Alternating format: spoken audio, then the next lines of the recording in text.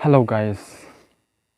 department ka video hitan hin vet pi skit jewen ten tu na kan sei nom chu hi le YouTube account iti ki honam na ti kan sei den chima sanga chu het deu chu YouTube account hi I hon dinga le Gmail ngai na Gmail ngai ji chon Gmail ki hon masat ngai yin ti iti ki hon dham Gmail account hi ti le amasa video yong kana boltan chu video chu na vet nom la I button a ho aumin chu na click wa le iti Gmail cái sim na ti na vet the ten tu nai ga sei diu chu hi le account YouTube account iti ki honam ti hin je chun iti ma sangun ken sei nom chu hi le kamin bo nga hin ten le subscribe lo ni hi le ka channel hi lungset en hin subscribe pi ke diwin ka hin thu me ten le tu ai im changa po tin direct chiu tin YouTube account iti ki honam na ibona phone smartphone ai nei che diu hin YouTube browser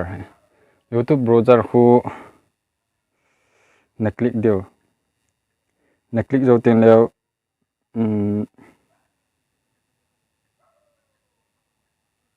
sorry cha hin ka account ki hong ka account sa hin na hi je chon ka account ga lo do ta ding ka ting atha iti bol dam ka hin sei de he na Gmail hoi chu Gmail chu nei ham na hoi chu Gmail a kona YouTube account hon ku ham chun na ki het ngai yin tele cha chu na ne account chu na email chu na type de he kya he anoi pe na he umahin chiga me leng ahi tele me zo ten account wa chun hin lu zo tin leo achung langa na profile hum de tai na profile a he na profile bo umahin he wa account lo lai he chi Gmail account bo hin la in je chon na profile chon na click zo ten le nge khat how to appear ti na edit na chon che zo ten create channel umahin na min non chon dei na ki koi thei profile na ki koi thei na ten chino chi zo wa chon the create channel ki te hin create channel a hi na hin click ding create channel na click zo ten chom khat loading de na loading zo ten le chi chu direct ki sei yang le na channel chu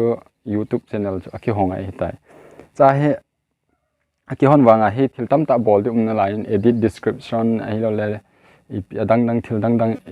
edit di hin cho chu nang hon dei ta na jo tan le ai lo le hin bol pe ti la ka hin bol pe the na tu chana dinga chu Google YouTube account iti ki honam ti he ka hin wet sa hin zo tan la number 8 dan ti ho ka hin sei de na je chun ka channel subscribe lo ni le nung se ten hin subscribe pi ki diwin ka hin thu me ki pa